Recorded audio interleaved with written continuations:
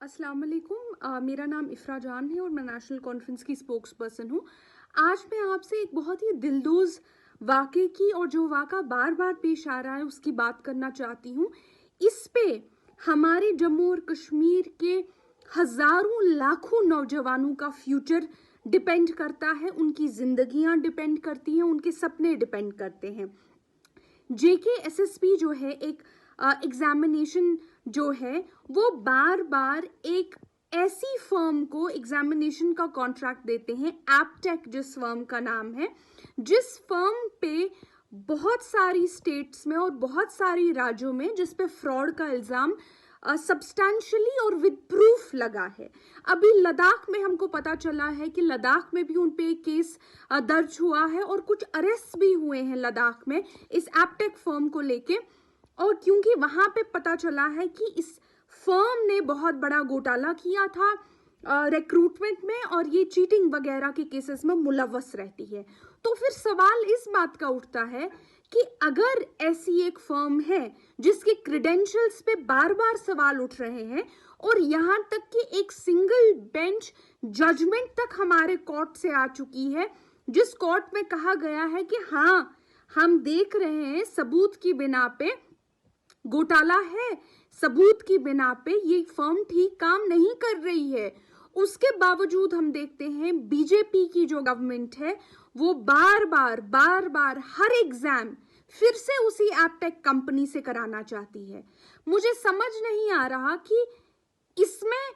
करना क्या चाहते हैं। क्या भाजपा की सरकार फ्रॉड करना चाहती है, उसे पता है फ्रॉड होने वाला है और उसके बावजूद वो ऐसा फ्रॉड करना चाहती है और हमारे हजारों लाखों बच्चों का फ्यूचर दाव पे लगाना चाहती है? क्या भाजपा की गवर्नमेंट ये नहीं कहती कि न खाऊंगा न खाने दूंगा? ऐसे खोखले वादे जो बीजेपी करती है और ग्राउंड पे जो उनकी रियलिटी है उसमें, उनके फैल में और उनके कॉल में आसमान जमीन का फर्क है। लगता है बीजेपी गवर्नमेंट को यहाँ के बच्चों के फ्यूचर के बारे में, यहाँ के नौजवानों के फ्यूचर का कोई भी दुख, दर्द या प्यार नहीं है। आज जम्मू कश्मीर के अंदर जिस तरह से युवाओं के साथ लगातार अन्याय हो रहा है, वो अपनी आवाज़ उठा रहे हैं, उनकी आवाज़ कोई सुन नहीं रहा। ये गूंगी बेरी सरकार लगातार एक ऐसी कंपनी जिसको कई सारे राज्यों ने ब्लैक लिस्ट किया है और जम्मू कश्मीर के अंदर भी जब से वो आई है, जो एग्ज़ाम उसने लेने के लिए हैं उनके अंदर लगातार स्कैम हुए। यूपी के अंदर जिस तरह उन्होंने क्लरिकल एग्ज़ाम लिया उसके अंदर बहुत बड़ा स्कैम हुआ, उत्तराखंड के अंदर भी एग्ज़ाम लिया तो उसके अंदर भी स्कैम हुआ, इसी तरह पंजाब के अंदर हुआ तो वहाँ वहाँ काफ़ी सारे राज्यों ने इसको ब्लैक लिस्ट करके रखा हुआ। इसका नाम है एपटेक और इसको ना जाने क्यों जम्मू कश्मीर की सरकार, क्यों LG एडमिनिस्ट्रेशन इसको फेवर करना चाह रही है लगातार, जबकि बच्चों के जहन में चीज़ बैठ गई है कि अगर हम एग्ज़ाम देंगे भी और ये ऐसी कंपनी है कि ये एग्ज़ाम लीक कर देंगे, ऑलरेडी स्कैम है, ऑलरेडी क्या ना क्या करके कोई आ जाएगा, तो एक बच्चों के मन में एक ऐसा क्षमता बैठ चुकी है और लगातार इस पे केस चल रहे हैं। मुझे ये समझ नहीं आ रही कि क्यों जम्मू कश्मीर ये एडमिनिस्ट्रेशन, क्यों LG सरकार जो है बच्चों के भविष्यों के साथ खेल रहे हैं। हमारी कांग्रेस पार्टी और हमारा सबका मानना है कि इस कंपनी पे अगर बाकी राज्यों ने ब्लैक लिस्ट किया है, जम्मू कश्मीर भी इसको ब्लैक लिस्ट करता है और बच्चों के भविष्य के साथ मत खेलें, क्योंकि इसी कंपनी ने SI का एग्ज़ाम लिया, उसके अंदर सबसे बड़ा स्कैम हुआ जम्मू कश्मीर का। और ना जाने जैसे JEE का हुआ, तो जो स्कीम, अब इससे क्या है कि एक बच्चों के जहन में वो माहौल, डर, खौफ बैठ गया कि हम एग्ज़ाम देंगे तो कल एग्ज़ाम फिर से कैंसिल हो जाएंगे। तो इसलिए हम सब लोग यही चाहते हैं कि इस कंपनी को ब्लैक लिस्ट करके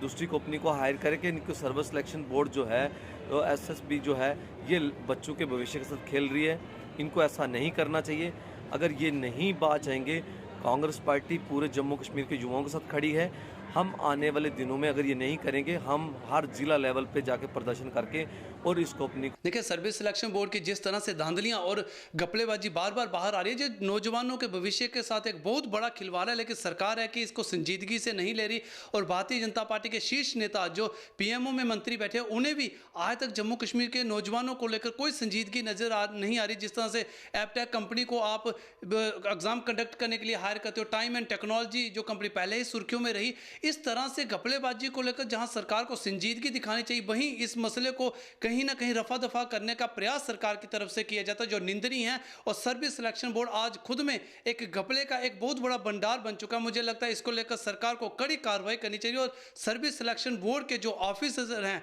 जितने भी पदाधिकारी हैं, इनको हटा के एक नए तरीके से सर्विस सिलेक्शन बोर्ड का पुनर्गठन किया जाए ताकि नौजवानों के साथ इंसाफ हो सके। देखिए, आखिर जम्मू कश्मीर उपराज्यपाल प्रशासन की क्या व्यवस्था है कि वह ऐसी कंपनियों को प्रोत्साहित कर रही हैं जो दागी हैं और जिसको ब्लैक लिस्टेड किया गया है बाकी सभी प्रदेशों में। और जिस तरह से जम्मू कश्मीर में किसी भी सिलेक्शन के लिए